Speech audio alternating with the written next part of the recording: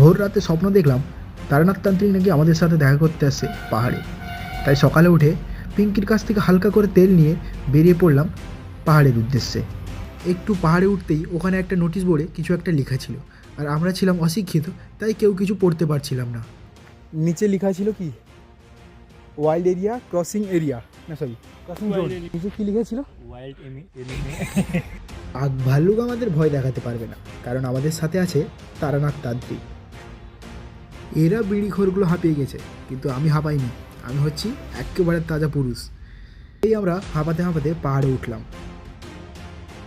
পাহাড়ে ওঠার পরেই লক্ষ্য পড়ল ওই ছাইয়ের দিকে। ছাই দেখে এতটা তো বুঝতে পারছি এখানেই মনে হয় তারানাথ তান্ত্রিক যজ্ঞ করেছিলেন, কিন্তু আমরা তো আর দেখা পেলাম না।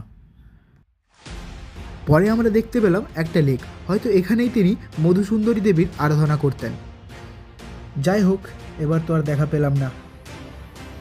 একবার যখন আমি খবর পেয়ে গেছি, পরের বারও নিশ্চয়ই আবার খবর পেয়ে যাব। তাই পরের বার আসার জন্য একদম প্রস্তুত হয়ে আসব।